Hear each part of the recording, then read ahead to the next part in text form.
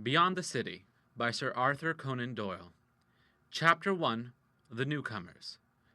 "If you please, mum," said the voice of a domestic from somewhere round the angle of the door, "Number 3 is moving in." Two little old ladies, who were sitting at either side of a table, sprang to their feet with ejaculations of interest and rushed to the window of the sitting-room. "Take care, Monica dear," said one, shrouding herself in the lace curtain. "Don't let them see us." "Oh, no, Bertha. We must not give them reason to say that our neighbors are inquisitive. But I think that we are safe if we stand like this."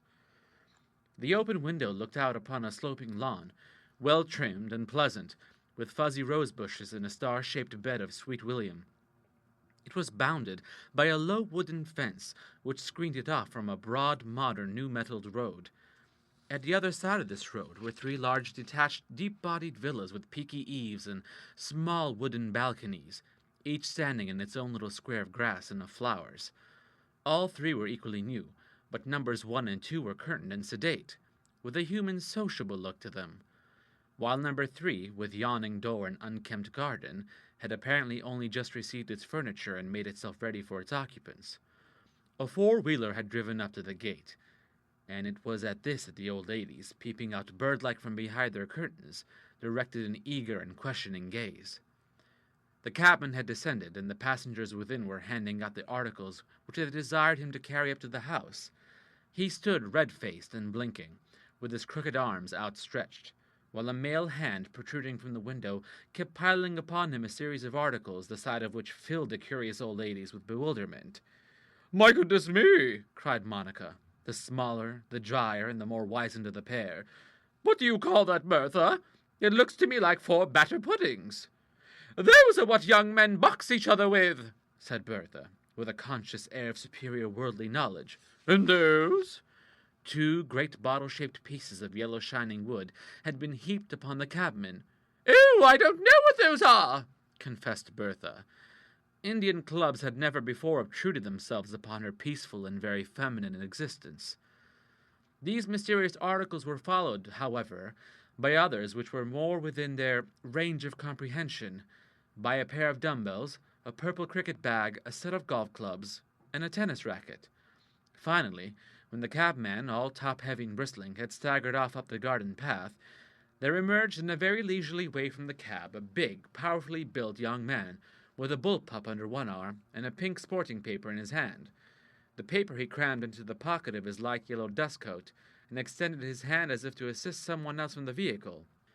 To the surprise of the 2 old ladies, however, the only thing which his open palm received was a violent slap, and the tall lady bounded unassisted out of the cab. With a regal wave she motioned the young man towards the door, and then with one hand upon her hip she stood in a careless lounging attitude by the gate, kicking her toe against the wall and listlessly awaiting the return of the driver. As she turned slowly round and the sunshine struck upon her face, the 2 watchers were amazed to see that this very active and energetic lady was far from being in her first youth, so far that she had certainly come of age again since she first passed that landmark in life's journey. Her finely chiseled, clean-cut face, with something red Indian about the firm mouth and strongly marked cheekbones, showed even at that distance traces of the friction of the passing years. And yet she was very handsome. Her features were as firm in repose as those of a Greek bust, and her great dark eyes were arched over by 2 brows so black, so thick, and so delicately curved that the eye turned away from the harsher details of the face to marvel at their grace and strength. Her figure, too, was straight as a dart, a little portly perhaps, but curving into magnificent outlines, which were half accentuated by the strange costume which she wore.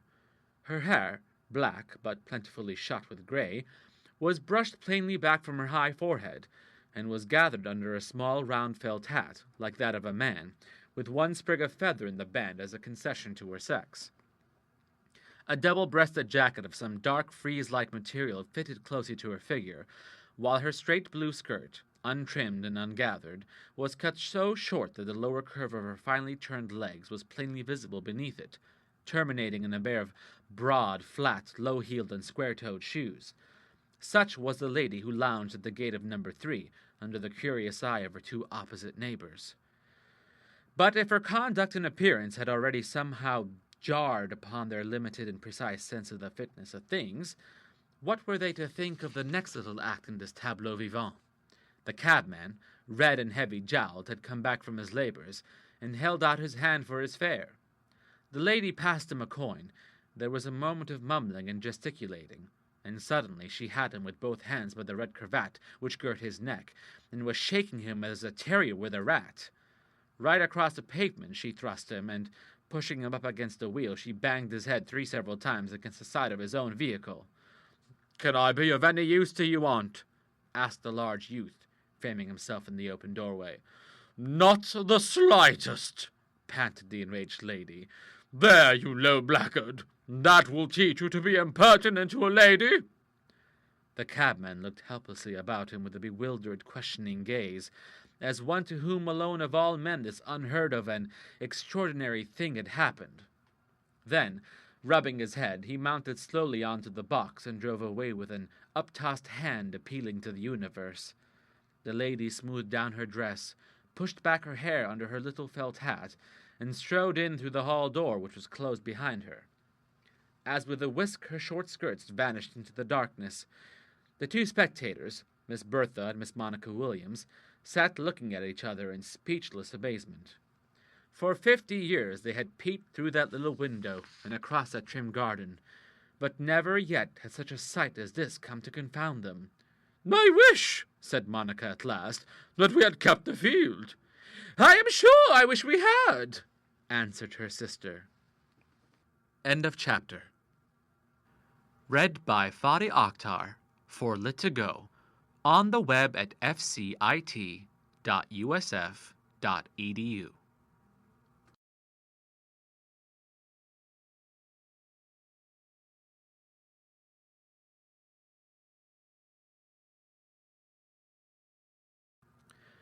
Beyond the City by Sir Arthur Conan Doyle. Chapter 2, Breaking the Ice. The cottage from the window of which the Mrs. Williams had looked out stands, and has stood for many a year, in that pleasant suburban district which lies between Norwood, Anerley, and Forest Hill. Long before there had been a thought of a township there, when the metropolis was still quite a distant thing, old Mr. Williams had inhabited the Brambles, as the little house was called, and had owned all the fields about it. 6 or 8 such cottages scattered over a rolling countryside were all the houses to be found there in the days when the century was young.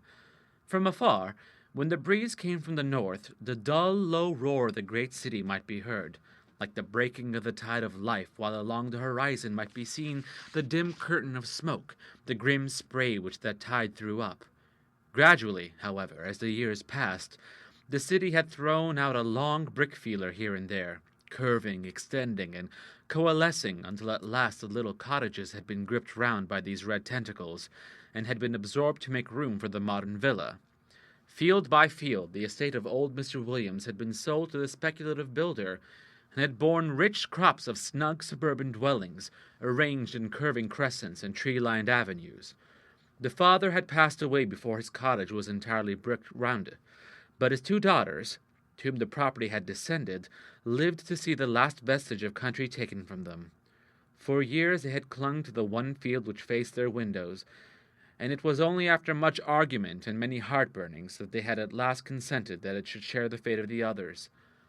A broad road was driven through their quiet domain, the quarter was renamed the Wilderness, and 3 square, staring, uncompromising villas began to sprout up on the other side.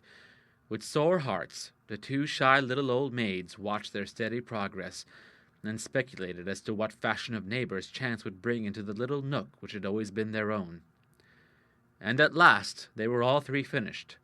Wooden balconies and overhanging eaves had been added to them, so that, in the language of the advertisement, they were vacant 3 eligible Swiss-built villas, with 16 rooms, no basement, electric bells, hot and cold water, and every modern convenience, including a common tennis lawn, to be let at £1,000 a year, or £1,500 purchase.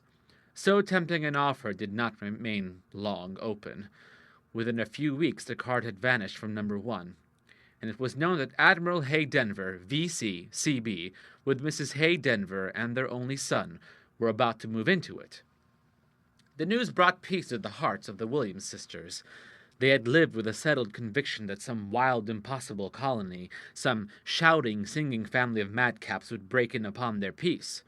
This establishment, at least, was irreproachable. A reference to men of the time showed them that Admiral Hay Denver was a most distinguished officer, who had begun his active career at Bomersund and had ended it at Alexandria, having managed between those two episodes to see as much service as any man of his years. From the Taku forts and the Shannon Brigade to Howe harrying off Zanzibar, there was no variety of naval work which did not appear in his record. While the Victoria Cross and the Albert Medal for saving life vouched for it in that peace as in war, his courage was still of the same true temper. Clearly, a very eligible neighbor this, the more so as they had been confidentially assured by the estate agent that Mr. Harold Denver, the son, was a most quiet young gentleman, and that he was busy from morning to night on the stock exchange. The Hay Denvers had hardly moved in before number 2 also struck its placard, and again the ladies found that they had no reason to be discontented with their neighbors. Dr. Balthasar Walker was a very well-known name in the medical world. Did not his qualifications, his membership, and the record of his writings fill a long half-column in the medical directory, from his first little paper on the gouty diathis in 1859 to his exhaustive treatise upon affections of the vasomotor system in 1884. A successful medical career which promised to end in a presidentship of a college and a baronetcy had been cut short by his sudden inheritance of a considerable sum from a grateful patient, which had rendered him independent for life, and had enabled him to turn his attention to the more scientific part of his profession, which had always had a greater charm for him than its more practical and commercial aspect. To this end, he had given up his house in Weymouth Street, and had taken this opportunity of moving himself, his scientific instruments, and his 2 charming daughters — he had been a widower for some years — into the more peaceful atmosphere of Norwood. There was but one villa unoccupied, and it was no wonder that the 2 maiden ladies watched with a keen interest, which deepened into a dire apprehension, the curious incidents which heralded the coming of the new tenants. They had already learned from the agent that the family consisted of 2 only, Mrs. Westmacott, a widow, and her nephew Charles Westmacott. How simple and how select it had sounded! Who could have foreseen from it these fearful portents which seemed to threaten violence and discord among the dwellers in the wilderness? Again the 2 old maidies cried in heartfelt chorus that they wished they had not sold their field.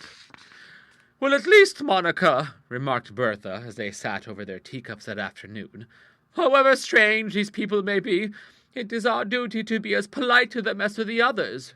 "Most certainly," acquiesced her sister. "Since we have called upon Mrs. Hay Denver, and upon the Mrs. Walker, we must call upon this Westmacott also." "Certainly, dear. As long as they are living upon our land, I feel as if they were in a sense our guests, and that is our duty to welcome them." "Then we shall call tomorrow," said Bertha, with decision. "Yes, dear, we shall. But I wish it were over." At 4 o'clock on the next day, the 2 maiden ladies set off upon their hospitable errand. In their stiff, crackling dresses of black silk, with jet-bespangled jackets and little rows of cylindrical grey curls drooping down on either side of their black bonnets, they looked like 2 old-fashioned plates which had wandered off into the wrong decade. Half curious and half fearful, they knocked at the door of number 3, which was instantly opened by a red-headed page-boy. Yes, Mrs. Westmacott was at home. He ushered them into the front room, furnished as a drawing-room, where in spite of the fine spring weather a large fire was burning in the grate. The boy took their cards, and then, as they sat down together upon a settee, he set their nerves in a thrill by darting behind a curtain with a shrill cry, and prodding at something with his foot. The bull-pup which they had seen upon the day before bolted from his hiding-place, and scuttled snarling from the room. "It wants to get at Eliza," said the youth, in a confidential whisper. "Master says she would give him more than he bought." He smiled affably at the 2 little stiff black figures, and departed in search of his mistress. What did he say?" gasped Bertha. "Something about a "Oh, goodness gracious! Oh, help, help, help, help!" The two sisters had bounded onto the settee, and stood there with staring eyes and skirts gathered in, while they filled the whole house with their yells. Out of a high wicker-work basket which stood by the fire, there had risen a flat, diamond-shaped head with wicked green eyes which came flickering upwards, waving gently from side to side, until a foot or more of glossy, scaly neck was visible. Slowly, the vicious head came floating up, while at every oscillation a fresh burst of shrieks came from the settee. "What in the name of mischief?" cried a voice, and there was the mistress of the house standing in the doorway. Her gaze at first had merely taken in the fact that two strangers were standing screaming upon her red plush sofa. A glance at the fireplace, however, showed her the cause of the terror, and she burst into a hearty fit of laughter. "Charlie!" she shouted. "Here's Eliza misbehaving again!" "I'll settle her," answered a masculine voice, and the young man dashed into the room. He had a brown horsecloth in his hand, which he threw over the basket, making it fast with a piece of twine so as to effectually imprison its inmate, while his aunt ran across to reassure her visitors. "It is only a rock snake," she explained. "Oh, Bertha! Oh, Monica!" gasped the poor exhausted gentlewomen. "She's hatching out some eggs. That is why we have the fire. Eliza always does better when she is warm. She is a sweet, gentle creature, but no doubt she thought that you had designs upon her eggs. I suppose that you did not touch any of them. Oh, let us get away, Bertha!" cried Monica, with her thin, black-gloved hands thrown forwards in abhorrence. "Not away, but into the next room," said Mrs. Westmacott, with the air of one whose word was law. "This way, if you please. It is less warm here." She led the way into a very handsomely appointed library, with 3 great cases of books, and upon the 4th side a long yellow table littered over with papers and scientific instruments. "Sit here, and you there," she continued. "That is right. Now let me see. Which one of you is Miss Williams, and which Miss Bertha Williams?" "I am Miss Williams," said Monica, still palpitating and glancing furtively about in dread of some new horror. "And you live, as I understand, over at the pretty little cottage? It is very nice of you to call so early. I don't suppose that we shall get on, but still the intention is equally good." She crossed her legs and leaned her back against the marble mantelpiece.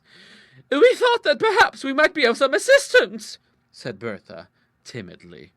"If there is anything which we could do to make you feel more at home—" "Oh, thank you.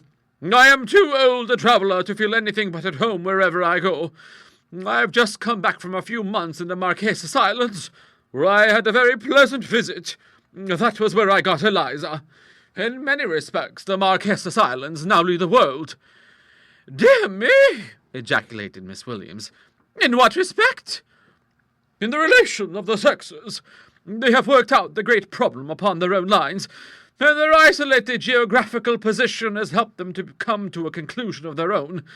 The woman there is, as she should be, in every way the absolute equal of the male. Come in, Charles, and sit down. Is Eliza all right?" "All right, Aunt." "Oh, these are our neighbours, the Mrs. Williamses. Perhaps they will have some stout. You might bring in a couple of bottles, Charles."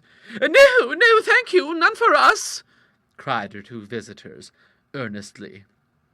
"No? I am sorry that I have no tea to offer you.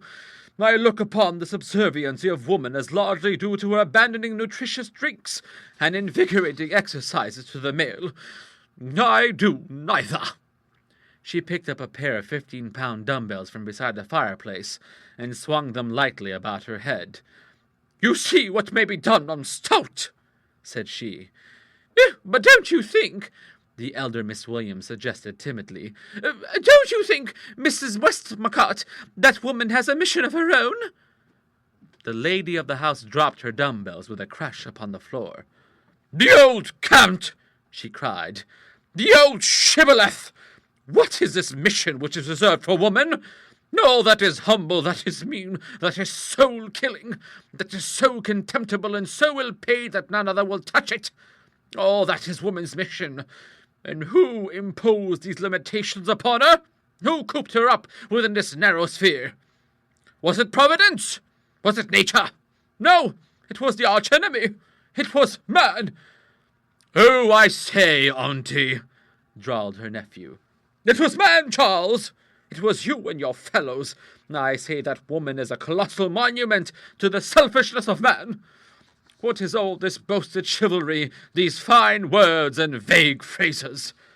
Where is it when we wish to put it to the test? Man in the abstract will do anything to help a woman, of course. How does it work when his pocket is touched? Where is his chivalry then? Will the doctors help her to qualify? Will the lawyers help her to be called to the bar? Will the clergy tolerate her in the church? Oh, it is close your ranks then and refer poor woman to her mission. Her mission! To be thankful for coppers, and not to interfere with the men while they grabble for gold like swine round the trough. That is man's reading of the mission of women. You may sit there and sneer, Charles, while you look upon your victim, but you know it is the truth. Every word of it. Terrified as they were by this sudden torrent of words, the two gentlewomen could not but smile at the sight of the fiery, domineering victim, the big, apologetic representative of mankind, who sat meekly bearing all the sins of his sex. The lady struck a match, whipped a cigarette from a case upon the mantelpiece, and began to draw the smoke into her lungs. I find it very soothing when my nerves are all ruffled, she explained. You don't smoke? Ah, you miss one of the purest pleasures, one of the few pleasures which are without a reaction.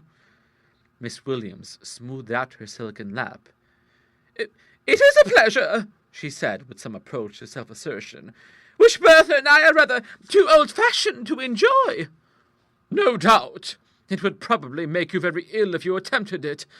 By the way, I hope that you will come to see some of our guild meetings. I shall see that tickets are sent you. Your guild? It is not yet formed, but I shall lose no time in forming a committee. It is my habit to establish a branch of the Emancipation Guild wherever I go. There is a Mrs. Sanderson in Annerley who is already one of the emancipated, so that I have a nucleus. It is only by organized resistance, Miss Williams, that we can hope to hold our own against the selfish sex. Must you go, then? Yes, we have one or two other visits to pay, said the elder sister. You will, I am sure, excuse us. I hope that you will find Norwood a pleasant residence.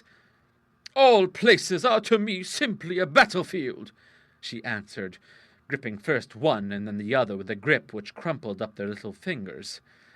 The days for work and healthful exercise, the evenings for browning and high discourse, eh, Charles? Goodbye. She came to the door with them, and as they glanced back they saw her still standing there with a yellow bullpup cuddled under one forearm, and the thin blue reek of her cigarette ascending from her lips. Oh, what a dreadful, dreadful woman! Whispered Sister Bertha as they hurried down the street. Oh, thank goodness it is over. Oh, but she'll return the visit, answered the other. I think that we had better tell Mary that we are not at home. End of chapter. Read by Fadi Akhtar for Lit2Go on the web at fcit.usf.edu.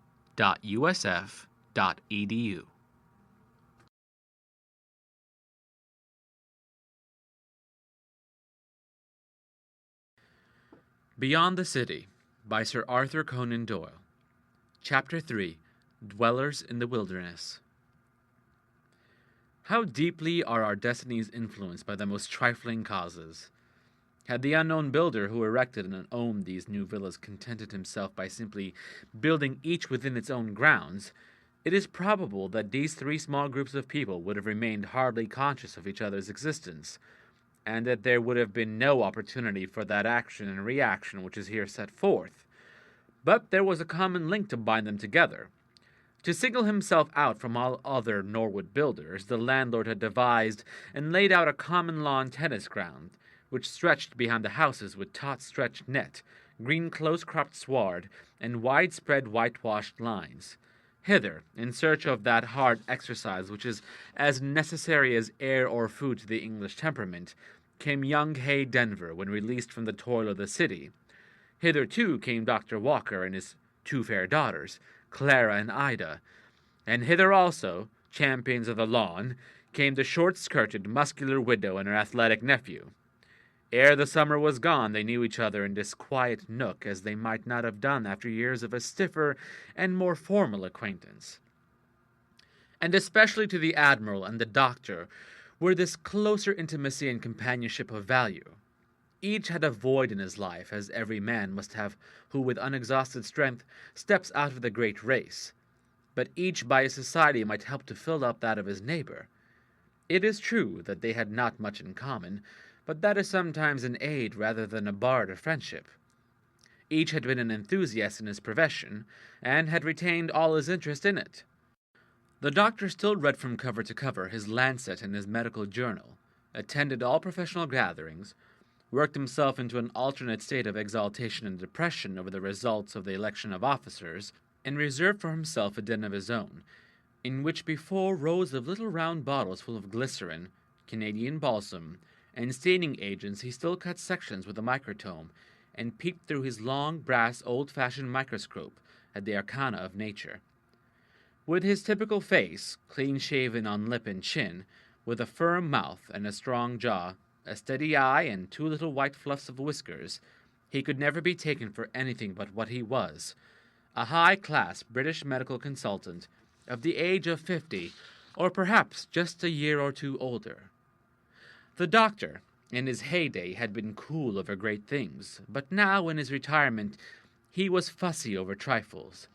The man who had operated without the quiver of a finger, when not only his patient's life but his own reputation and future were at stake, was now shaken to the soul by a mislaid book or a careless maid. He remarked it himself, and knew the reason. "Well, when Mary was alive," he would say, "she stood between me and the little troubles. I could brace myself for the big ones. My girls are as good as can be. But who can know a man and his wife knows him?" Then his memory would conjure up a tuft of brown hair and a single white, thin hand over a coverlet, and he would feel, as we have all felt, that if we do not live and know each other after death, then indeed we are tricked and betrayed by all the highest hopes and subtlest intuitions of our nature. The doctor had his compensations to make up for his loss. The great scales of fate had been held on a level for him, for where in all great London could one find two sweeter girls, more loving, more intelligent, and more sympathetic than Clara and Ida Walker? So bright were they, so quick, so interested in all which interested him, that if it were possible for a man to be compensated for the loss of a good wife, then Balthazar Walker might cling to be so. Clara was tall and thin and supple, with a graceful womanly figure. There was something stately and distinguished in her carriage. Queenly, her friends called it, while her critics described her as reserved and distant. Such as it was, however, it was part and parcel of herself, for she was, and had always from her childhood been, different from anyone around her. There was nothing gregarious in her nature. She thought with her own mind, saw with her own eyes, acted from her own impulse. Her face was pale, striking rather than pretty, but with two great dark eyes, so earnestly questioning, so quick in their transitions from joy to pathos, so swift in their comment upon every word and deed around her, that those eyes alone were too many more attractive than all the beauty of her younger sister. Hers was a strong, quiet soul, and it was her firm hand which had taken over the duties of her mother, had ordered the house, restrained the servants, comforted her father, and upheld her weaker sister from the day of that great misfortune. Ida Walker was a hand's breadth smaller than Clara, but with a little fuller in the face and plumper in the figure. She had light yellow hair, mischievous blue eyes with the light of humor ever twinkling in their depths, and a large, perfectly formed mouth, with that slight upward curve of the corners which goes with a keen appreciation of fun, suggesting even in repose that a latent smile is ever lurking at the edges of the lips. She was modern to the soles of her dainty little high-heeled shoes, frankly fond of dress and of pleasure, devoted to tennis and to comic opera, delighted with a dance which came her way only too seldom, longing ever for some new excitement, and yet behind all this lighter side of her character, a thoroughly good, healthy-minded English girl, the life and soul of the house, and the idol of her sister and her father. Such was the family at number 2. A peep into the remaining villa, and our introductions are complete. Admiral Hay Denver did not belong to the florid, white-haired, hearty school of sea dogs which is more common in works of fiction than in the Navy List. On the contrary, he was the representative of a much more common type, which is the antithesis of the conventional sailor. He was a thin, hard-featured man with an ascetic, aquiline cast of face, grizzled and hollow-cheeked, clean-shaven with the exception of the tiniest curved promontory of ash-colored whisker. An observer, accustomed to classify men, might have put him down as a canon of the church with a taste for lay costume and a country life, or as the master of a large public school, who joined his scholars in their outdoor sports. His lips were firm, his chin prominent. He had a hard, dry eye, and his manner was precise and formal. 40 years of stern discipline had made him reserved and silent. Yet, when at his ease with an equal, he could readily assume a less quarter-deck style, and he had a fund of little dry stories of the world and its ways, which were of interest from one who had seen so many phases of life. Dry and spare, as lean as a jockey and as tough as whipcord, he might be seen any day swinging his silver-headed Malacca cane, and pacing along the suburban roads with the same measured gait with which he had been wont to tread the poop of his flagship. He wore a good service stripe upon his cheek, for on one side it was pitted and scarred where a spurt of gravel knocked up by a round shot had struck him 30 years before, when he served in the Lancaster gun battery. Yet he was hale and sound, and though he was 15 years senior to his friend the doctor, he might have passed as a younger man. Mrs. Hay Denver's life had been a very broken one, and her record upon land represented a greater amount of endurance and self-sacrifice than his upon the sea. They had been together for 4 months after their marriage, and then had come a hiatus of 4 years, during which he was flitting about between St. Helena and the oil rivers in a gunboat.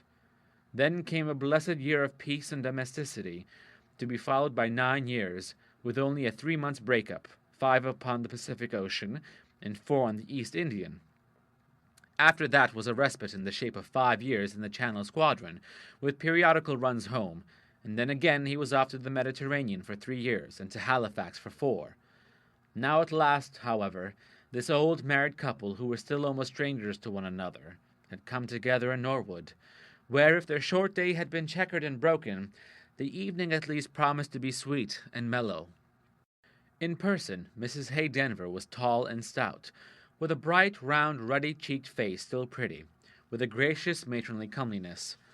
Her whole life was a round of devotion and of love, which was divided between her husband and her only son, Harold. This son it was who kept them in the neighborhood of London, for the Admiral was as fond of ships and of salt water as ever, and was as happy in the sheets of a 2-ton yacht as on the bridge of a 60-knot Monitor. Had he been untied, the Devonshire of Hampshire coast would certainly have been his choice. There was Harold, however, and Harold's interests were their chief care. Harold was 24 now. 3 years before he had been taken in hand by an acquaintance of his father's, the head of a considerable firm of stockbrokers, and fairly launched upon change. His 300 guinea entrance fee paid, his 3 sureties of £500 each found, his name approved by the committee, and all other formalities complied with, he found himself whirling round, an insignificant unit in the vortex of the money market of the world. There, under the guidance of his father's friend, he was instructed in the mysteries of bulling and of bearing, in the strange usages of change and the intricacies of carrying over and of transferring. He learned to know where to place his client's money, which of the jobbers would make a price in New Zealand's, and which would not touch nothing but American rails, which might be trusted and which shunned. All this and much more he mastered, and to such purpose that he soon began to prosper, to retain the clients who had been recommended to him, and to attract fresh ones. But the work was never congenial. He had inherited from his father his love of the air of heaven, his affection for a manly and natural existence, to act as middleman between the pursuer of wealth and the wealth which he pursued, or to stand as a human barometer, registering the rise and fall of the great mammoth pressure in the markets, was not the work for which Providence had placed those broad shoulders and strong limbs upon his well-knit frame. His dark, open face, too, with his straight Grecian nose, well-opened brown eyes, and round black curled head, were all those of a man who was fashioned for active physical work. Meanwhile, he was popular with his fellow brokers, respected by his clients, and beloved at home. But his spirit was restless within him, and his mind chafed unceasingly against his surroundings. "Do you know, Willie," said Mrs. Hay Denver one evening as she stood behind her husband's chair, with her hand upon his shoulder, "I think sometimes that Harold is not quite happy." "He looks happy, the young rascal," answered the Admiral, pointing with his cigar. It was after dinner, and through the open French window of the dining-room a clear view was to be had of the tennis court and the players. A set had just been finished, and young Charles Westmacott was hitting up the balls as high as he could, send them in the middle of the ground. Dr. Walker and Mrs. Westmacott were pacing up and down the lawn, the lady waving her racket as she emphasized her remarks, and the doctor listening with slanting head and little nods of agreement. Against the rails at the near end, Harold was leaning in his flannels talking to the two sisters, who stood listening to him with their long dark shadows streaming down the lawn behind them. The girls were dressed alike in dark skirts, with light pink tennis blouses and pink bands on their straw hats, so that, as they stood with the soft red of the setting sun tinging their faces, Clara, demure and quiet, Ida, mischievous and daring, it was a group which might have pleased the eye of a more exacting critic than the old sailor. "Yes, he looks happy, mother," he repeated with a chuckle. "It is not so long ago it was you and I who were standing like that, and I don't remember that we were very unhappy either. It was croquet in our time, and the ladies had not reefed in their skirts quite so taut. What year would it be? Just before the commission of Penelope."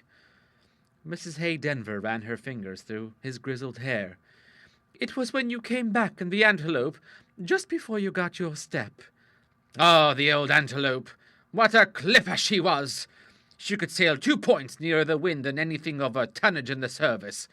You remember her, mother? You saw her come into Plymouth Bay. Wasn't she a beauty?" "She was indeed, dear. But when I say that I think that Harold is not happy, I mean in his daily life.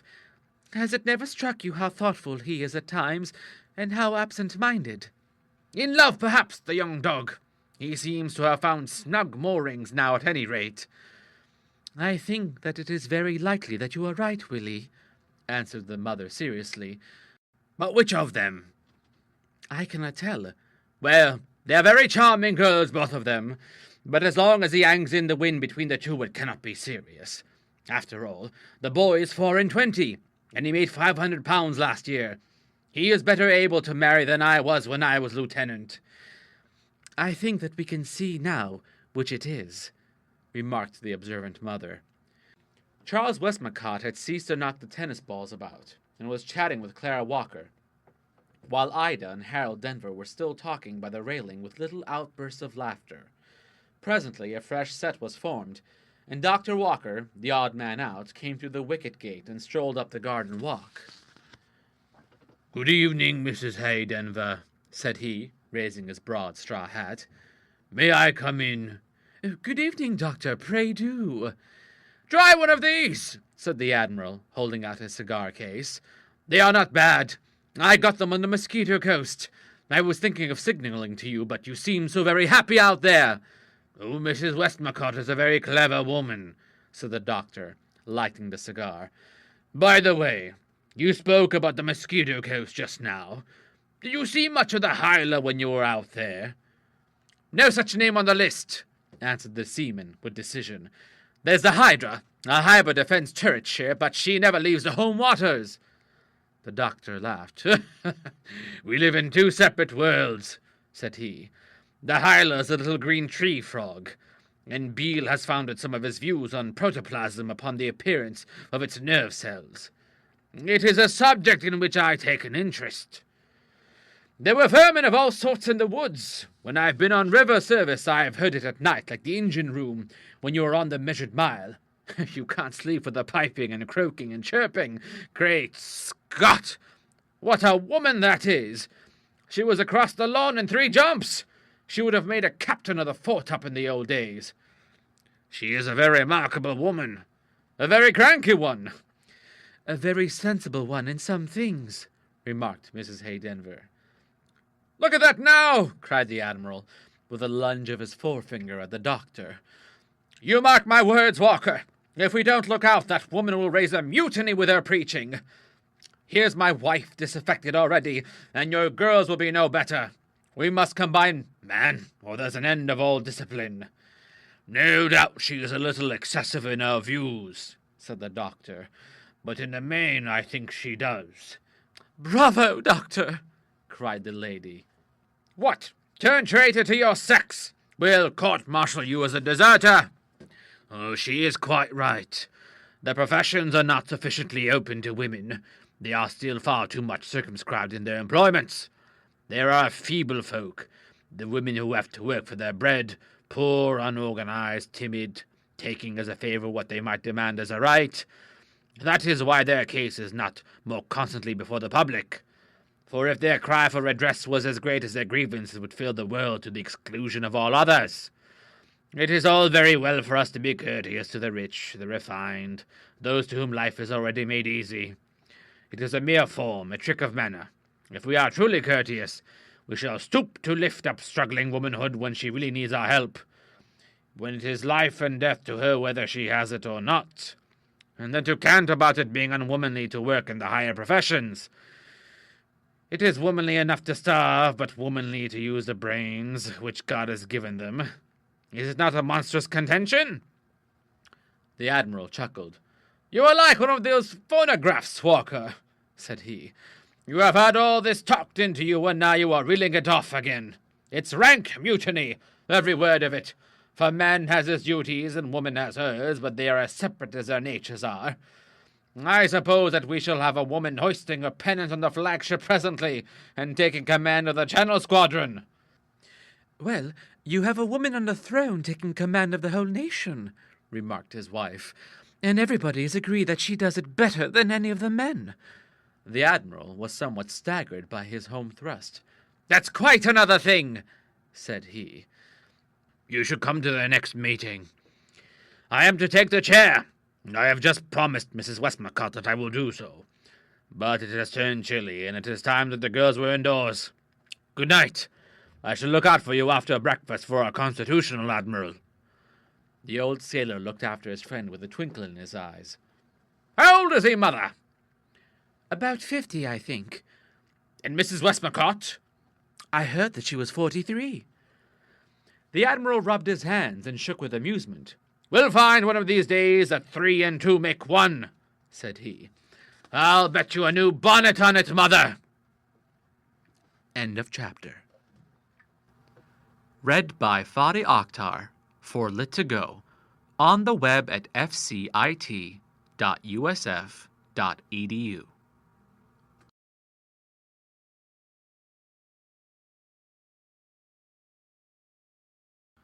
Beyond the City by Sir Arthur Conan Doyle. Chapter 4. A Sister's Secret.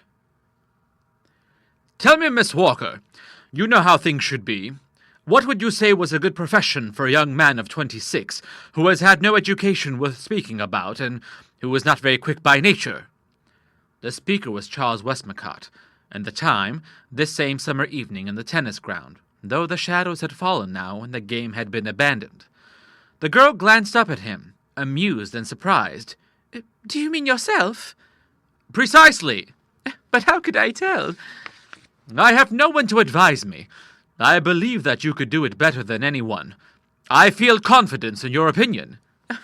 It is very flattering. She glanced up again at his earnest, questioning face, with its Saxon eyes and drooping flaxen mustache, in some doubt as to whether he might be joking. On the contrary, all his attention seemed to be concentrated upon her answer. It depends so much upon what you can do, you know. I do not know you sufficiently to be able to say what natural gifts you have. They were walking slowly across the lawn in the direction of the house. "I have none. That is to say, none worth mentioning. I have no memory, and I am very slow." "But you are very strong." "Oh, if that goes for anything. I can put up £100 bar till further orders. But what sort of a calling is that?" Some little joke about being called to the bar flickered up in Miss Walker's mind, but her companion was in such obvious earnest that she stifled down her inclination to laugh. "I can do a mile on the cinder track in 4 minutes 50 seconds, and across country in 5 minutes 20 seconds. But how is that to help? I might be a cricket professional, but it is not a very dignified position. Not that I care a straw about dignity, you know, but I should not like to hurt the old lady's feelings." "Your aunt's?" "Yes, my aunt's. My parents were killed in the mutiny, you know, when I was a baby, and she has looked after me ever since. She has been very good to me. I am sorry to leave her." "But why should you leave her?" They had reached the garden gate, and the girl leaned her racket upon the top of it, looking up with grave interest at her big white-flannelled companion. "It's Browning," said he. "What?" "Don't tell my aunt that I said it." His voice sank to a whisper. "I hate Browning." Clara Walker rippled off into such a merry peal of laughter that he forgot the evil things which he had suffered from the poet, and burst out laughing too. "I can't make him out," said he. "I try, but he is one too many. No doubt it is very stupid of me, I don't deny it. But as long as I cannot, there is no use pretending that I can.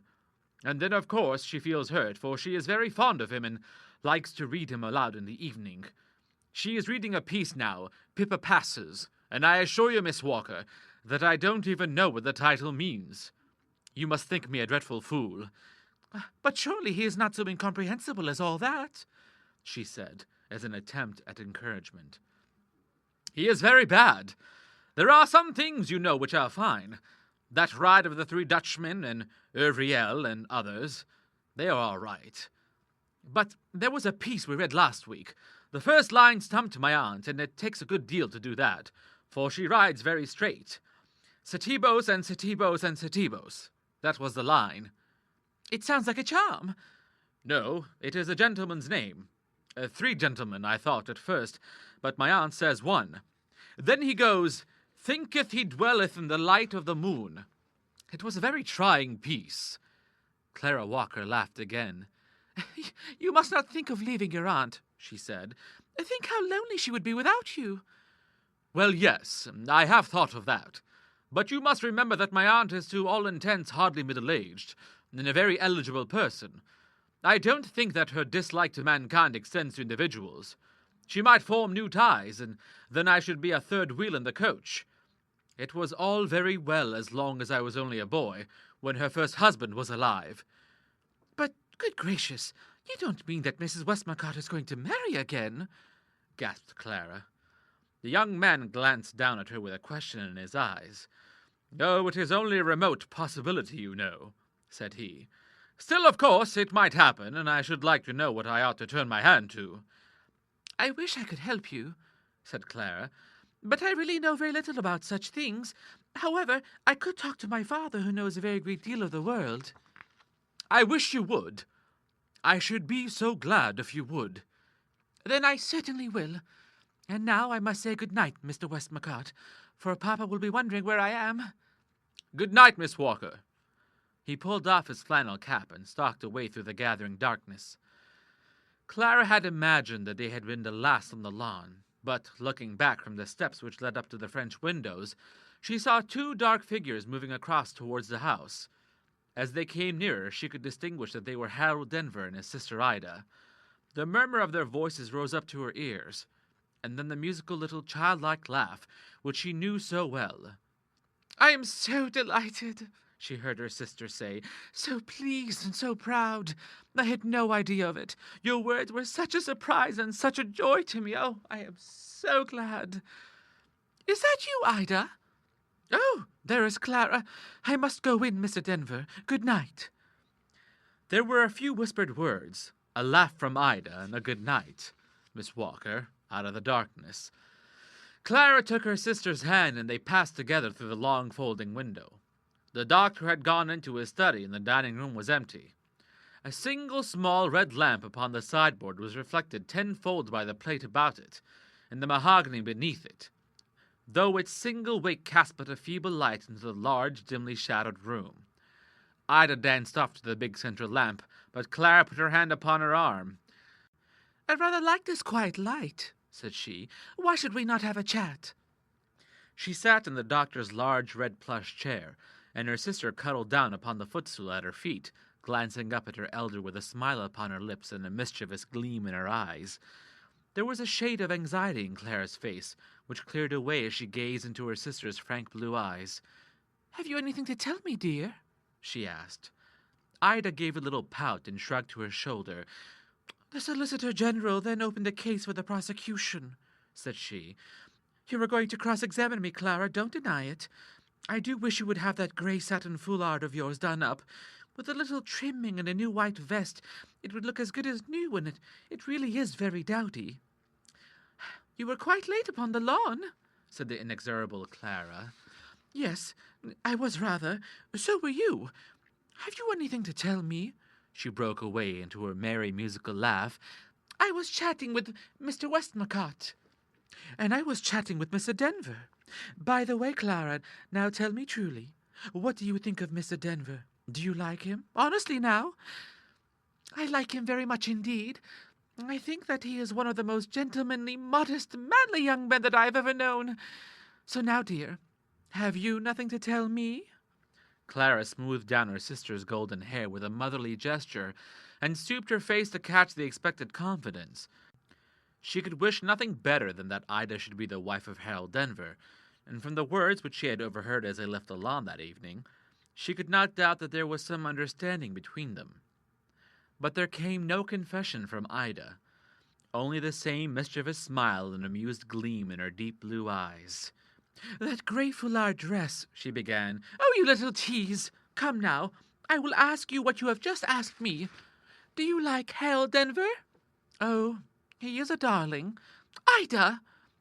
"Well, you asked me. That's what I think of him. And now, you dear old inquisitive, you will get nothing more out of me. So you must wait and not be too curious.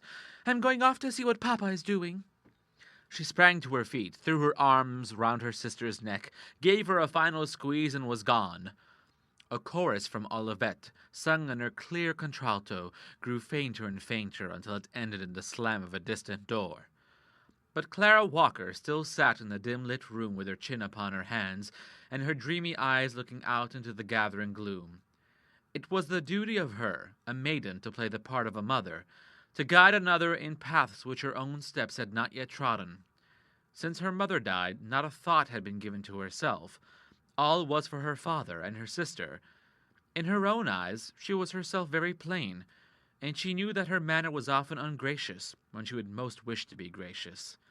She saw her face as the glass reflected it, but she did not see the changing play of expression which gave its charm. The infinite pity, the sympathy, the sweet womanliness which drew towards her all who were in doubt and in trouble, even as poor slow-moving Charles Westmacott had been drawn to her that night. She was herself, she thought, outside the pale of love. But it was very different with Ida, merry little quick-witted, bright-faced Ida. She was born for love. It was her inheritance, but she was young and innocent. She must not be allowed to venture too far without help in those dangerous waters. Some understanding there was between her and Harold Denver. In her heart of hearts, Clara, like every good woman, was a matchmaker, and already she had chosen Denver of all men as the one to whom she could most safely confide Ida. He had talked to her more than once on the serious topics of life, on his aspirations, on what a man could do to leave the world better for his presence. She knew that he was a man of a noble nature, high-minded and earnest, and yet she did not like this secrecy, this disinclination upon the part of one so frank and honest as Ida to tell her what was passing. She would wait, and if she got the opportunity next day, she would lead Harold Denver himself onto this topic. It was possible that she might learn from him what her sister had refused to tell her. End of chapter. Read by Fadi Akhtar for Lit2Go, on the web at fcit.usf.edu.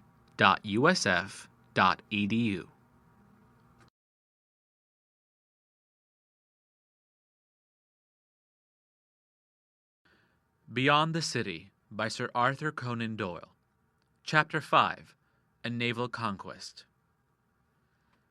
It was the habit of the doctor and the admiral to accompany each other upon a morning ramble between breakfast and lunch.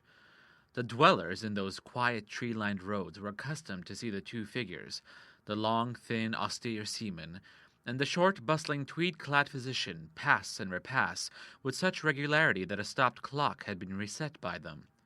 The admiral took 2 steps to his companion's 3, but the younger man was the quicker, and both were equal to a good 4.5 miles an hour. It was a lovely summer day which followed the events which have been described.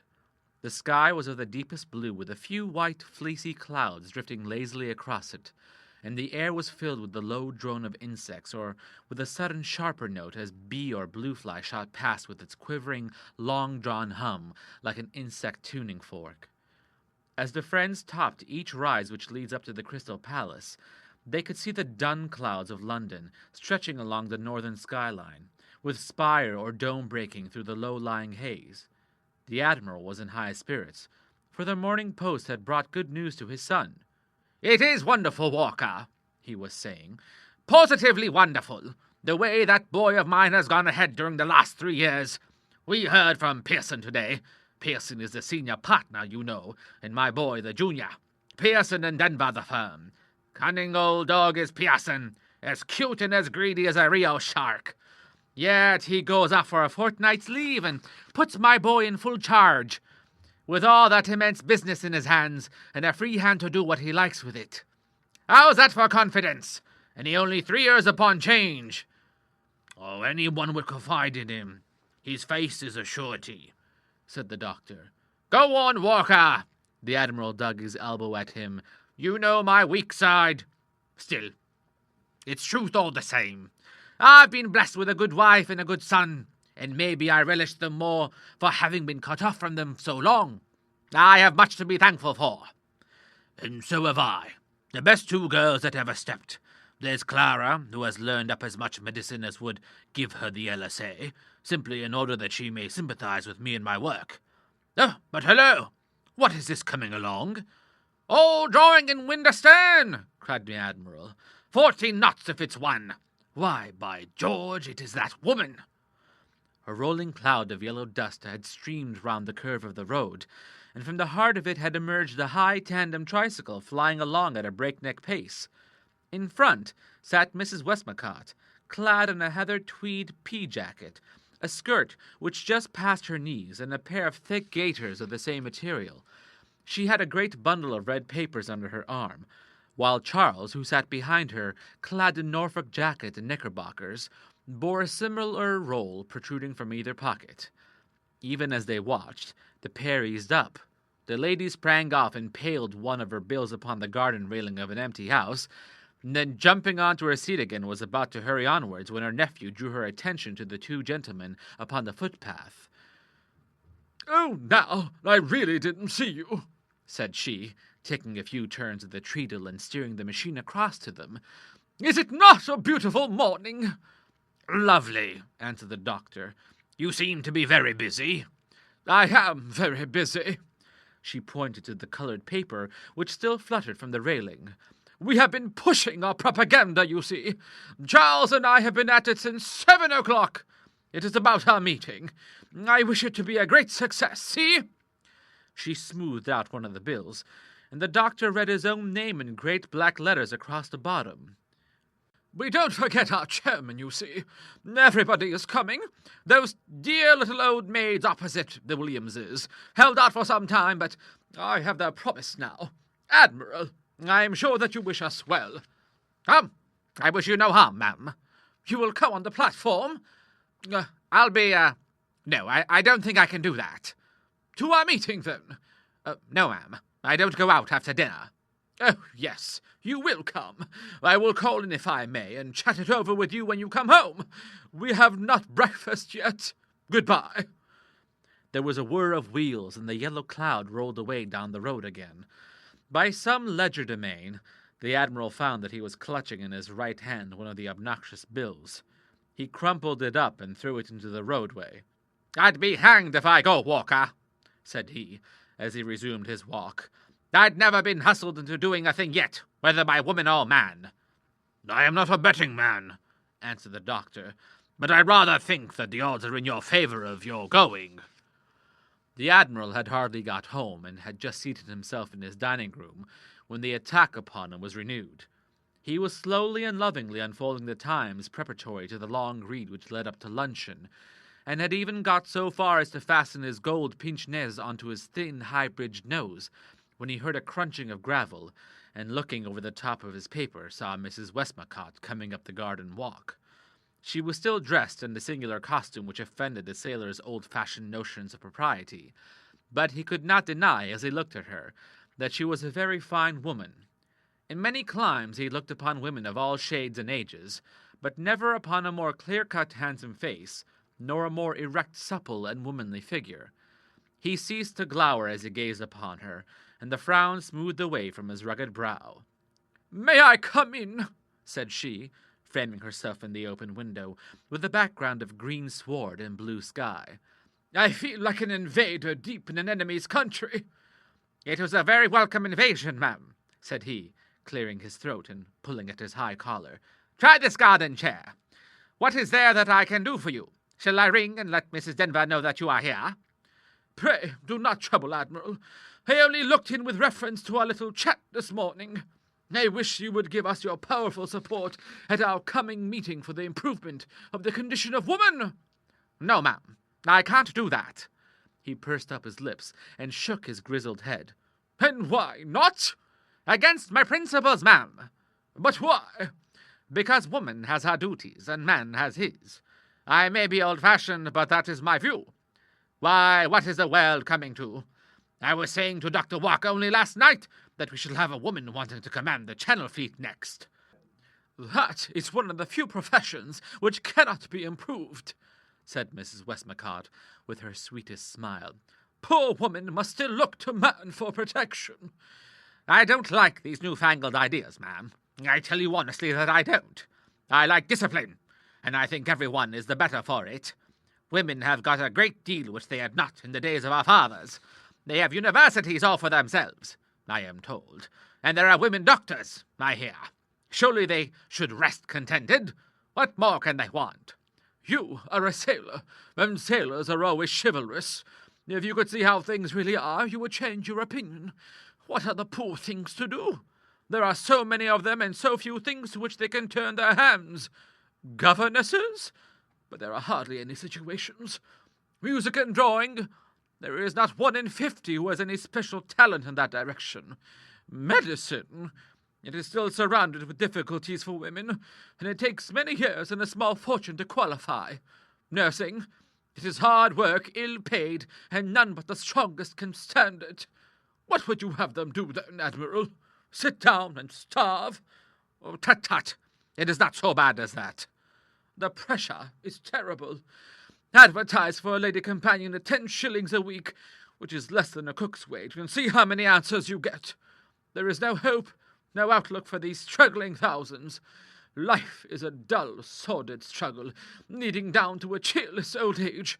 Yet when we try to bring some little ray of hope, some chance, however distant, of something better, we are told by chivalrous gentlemen that it is against their principles to help." The Admiral winced, but shook his head in dissent. "There is banking, the law, veterinary surgery, government officers, the civil service. All these at least should be thrown freely open to women, if they have brains enough to compete successfully for them. Then if woman were unsuccessful, it would be her own fault. The majority of the population of this country could no longer complain that they live under a different law to the minority, and that they are held down in poverty and serfdom, with every road to independence sealed to them." "What would you propose to do, ma'am?" "To set the more obvious injustices right, and so to pave the way for reform. Now look at that man digging in the field. I know him. He can neither read nor write. He is steeped in whiskey, and he has as much intelligence as the potatoes that he is digging. Yet the man has a vote, can possibly turn the scale of an election, and may help to decide the policy of this empire. Now, to take the nearest example, here am I, a woman who have had some education, who have traveled, and have seen and studied the institutions of many countries. I hold considerable property, and I pay more in imperial taxes than the man spends in whiskey, which is saying a great deal. And yet I have no more direct influence upon the disposal of the money which I pay than that fly which creeps upon the wall. Is that right? Is that fair?" The Admiral moved uneasily in his chair. "Yours is an exceptional case," said he. "But no woman has a voice. Consider that the women are a majority in the nation. Yet if there was a question of legislation upon which all women were agreed upon, one side and all the men upon the other, it would appear that the matter was settled unanimously when more than half the population were opposed to it. Is that right?" Again the Admiral wriggled. It was very awkward for the gallant seaman to have a handsome woman opposite to him, bombarding him with questions to none of which he could find an answer. "Couldn't even get the tompions out of his guns," as he explained the matter to the doctor that evening. "Now, those are really the points that we should lay stress upon at the meeting. The free and complete opening of the professions, the final abolition of the zenana, I call it, and the franchise to all women who pay Queen's taxes above a certain sum. Surely there is nothing unreasonable in that, nothing which could offend your principles. We shall have medicine, law, and the church all rallying that night for the protection of woman. Is the navy to be the one profession absent?" The Admiral jumped out of his chair with an evil word in his throat. There, ma'am," he cried. "Drop it for a time. I have heard enough. You've turned me a point or two, I won't deny it. But let it stand at that. I will think it over." "Certainly, Admiral. We would not hurry you in your decision, but we still hope to see you on our platform." She rose and moved about in her lounging masculine fashion from one picture to another, for the walls were thickly covered with the reminiscences of the Admiral's voyages. "Hello," she said. "Surely this ship would have furled all her lower canvas and reefed her topsails if she found herself on a lee shore with the wind on her quarter." "Of course she would. The artist was never past Gravesend, I swear. It's the Penelope as she was on the 14th of June, 1857, in the throat of the Straits of Banca, with the island of Banca on the starboard bow, and Sumatra on the port. He painted it from description, but of course, as you very sensibly say, all was snug below, and she carried storm sails and double-reefed topsails, for it was blowing a cyclone from the southeast. I compliment you, ma'am. I do indeed. Oh, I have done a little sailoring myself, as much as a woman can aspire to, you know. This is the Bay of Funchal. What a lovely frigate." "Lovely, you say? Ah, she was lovely. That is the Andromeda. I was a mate aboard of her. Sub-lieutenant, they call it now, though I like the old name best." "What a lovely rake her masts have, and what a curve to her bows. She must have been a clipper." The old sailor rubbed his hands and his eyes glistened. His old ships bordered close upon his wife and his son in his affections. "I know Funchal," said the lady carelessly. "A couple of years ago I had a 7-ton cutter-rigged yacht, the Banshee, and we ran over to Madeira from Falmouth." "You, ma'am? And a 7-tonner? "With a couple of Cornish lads for a crew. Oh, it was glorious. A fortnight right out in the open with no worries, no letters, no callers, no petty thoughts. Nothing but the grand works of God, the tossing sea, and the great silent sky. They talk of riding, indeed. I am fond of horses, too. But what is there to compare with the swoop of a little craft, as she pitches down the long, steep side of a wave, and then the quiver and the spring as she is tossed upwards again? Oh, if our souls could transmigrate, I'd be a seamew above all birds that fly. But I keep you, Admiral. Adieu." The old sailor was too transported with sympathy to say a word. He could only shake her broad, muscular hand. She was halfway down the garden path before she heard him calling her, and saw his grizzled head and weather-stained face looking out from behind the curtains. "You may put me down for the platform," he cried, and vanished abashed behind the curtain of his Times, where his wife found him at lunch-time. "I hear that you have had quite a long chat with Mrs. Westmacott," said she. "Yes, and I think that she is one of the most sensible women that I ever knew." "Except on the women's rights questions, of course." "Oh, I don't know.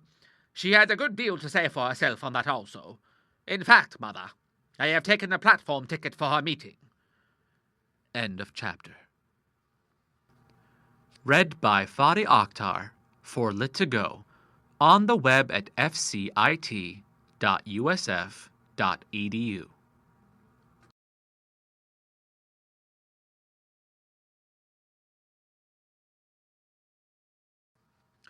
Beyond the City by Sir Arthur Conan Doyle. Chapter 6, An Old Story.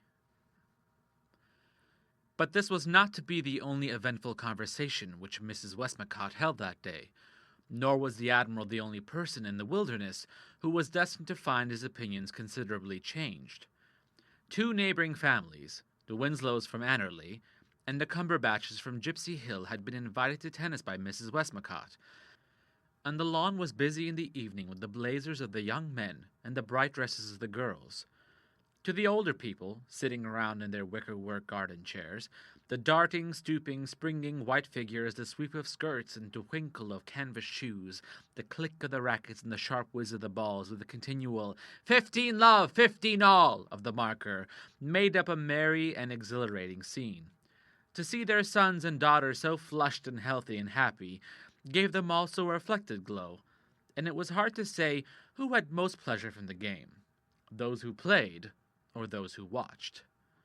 Mrs. Westmacott had just finished a set when she caught a glimpse of Clara Walker sitting alone at the farther end of the ground.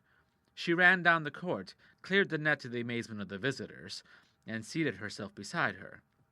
Clara's reserved and refined nature shrank somewhat from the boisterous frankness and strange manners of the widow, and yet her feminine instinct told her that beneath all her peculiarities there lay much that was good and noble. She smiled up at her, therefore, and nodded a greeting. "Why aren't you playing, then? Don't, for goodness sake, begin to be languid and young ladyish. When you give up active sports, you give up youth." "I have played a set, Mrs. Westmacott." "That's right, my dear." She sat down beside her, and tapped her upon the arm with her tennis racket. "I like you, my dear, and I'm going to call you Clara. You are not as aggressive as I should wish, Clara, but I still like you very much. Self-sacrifice is all very well, you know, but we have had rather too much of it on our side, and should like to see a little on the other. What do you think of my nephew Charles?" The question was so sudden and unexpected that Clara gave quite a jump in her chair. I hardly ever thought of your nephew Charles." "No? Oh, you must think him well over, for I want to speak to you about him." "To me? But why?" "It seemed to me most delicate. You see, Clara, the matter stands in this way. It is quite possible that I may soon find myself in a completely new sphere of life, which will involve fresh duties and make it impossible for me to keep up a household which Charles can share." Clara stared. Did this mean that she was about to marry again? What else could it point to? "Therefore Charles must have a household of his own. That is obvious. Now, I don't approve of bachelor establishments, do you?" "Really, Mrs. Westmacott, I have never thought of the matter." "Oh, you little sly puss! Was there ever a girl who never thought of the matter? I think that a young man of 26 ought to be married." Clara felt very uncomfortable. The awful thought had come upon her that this ambassadress had come to her as a proxy with a proposal of marriage. But how could that be? She had not spoken more than 3 or 4 times with her nephew, and knew nothing more of him than he had told her on the evening before. It was impossible, then. And yet what could his aunt mean by this discussion of his private affairs? "Do not think yourself," she persisted, "that a young man of 26 is better married." "I should think that he is old enough to decide for himself." Yes, he has done so. But Charles is just a little shy, just a little slow in expressing himself. I thought that I would pave the way for him. 2 women can arrange these things so much better. Men sometimes have a difficulty in making themselves clear." "I really hardly follow you, Mrs. Westmacott," cried Clara in despair. "He has no profession. He has nice tastes. He reads Browning every night, and he is most amazingly strong. When he was younger, we would put on the gloves together, but I cannot persuade him now, for he says he cannot play light enough. I should allow him 500, which should be enough at first." "My dear Mrs. Westmacott," cried Clara, "I assure you that I have not the least idea what it is you are talking of." "You think your sister Ida would have my nephew Charles?" Her sister Ida. Quite a little thrill of relief and of pleasure ran through at that thought. Ida and Charles Westmacott. She had never thought of it. And yet they had been a good deal together. They had played tennis. They had shared the tandem tricycle. Again came the thrill of joy, and close at its heels the cold questionings of conscience. Why this joy? What was the real source of it? Was it that deep down, somewhere pushed back in the black recesses of the soul, there was the thought lurking that if Charles prospered in his wooing, then Harold Denver would still be free? How mean, how unmaidenly, how unsisterly the thought! She crushed it down and thrust it aside. But still it would push up its wicked little head. She crimsoned with shame at her own baseness, as she turned once more to her companion. "I really do not know," she said. "She is not engaged?" "Not that I know of." "You speak hesitatingly." "Because I am not sure. But he may ask. She cannot be but flattered." "Quite so. I tell him that it is the most practical compliment which a man can pay to a woman. He is a little shy, but when he sets himself to do it, he will do it. He is very much in love with her, I assure you. These little lively people always do attract the slow and heavy ones, which is nature's device for the neutralizing of bores. But they are all going in.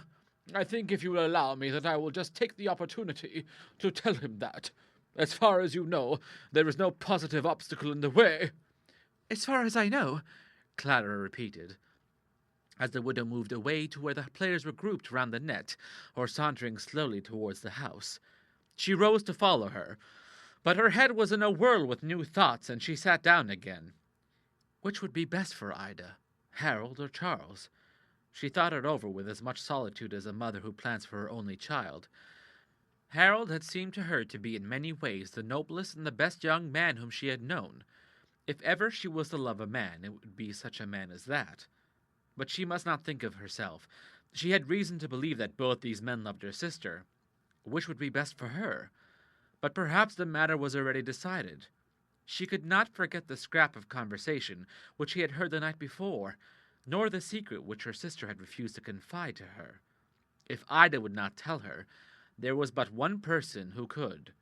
She raised her eyes, and there was Harold Denver, standing before her. "You were lost in your thoughts," said he, smiling. "I hope that they were pleasant ones." "Oh, I was planning," said she, rising. "It seems rather a waste of time, as a rule, for things have a way of working themselves out just as you least expect." "What were you planning, then?" "The future." "Whose?"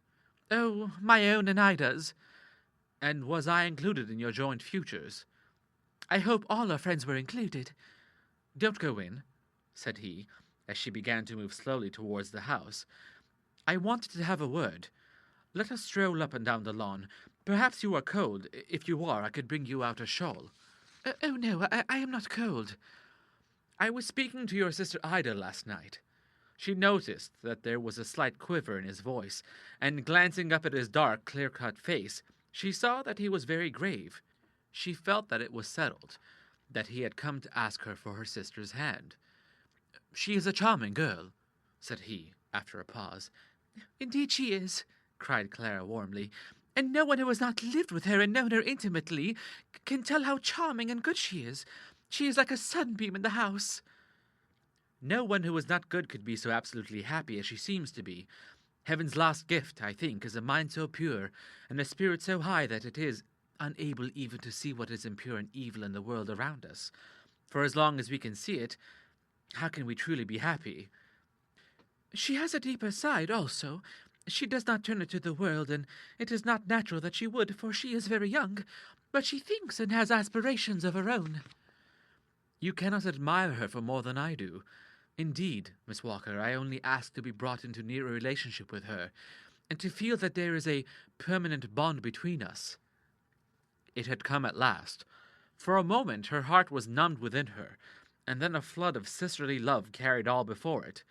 Down with that dark thought which would still try to raise its unhallowed head.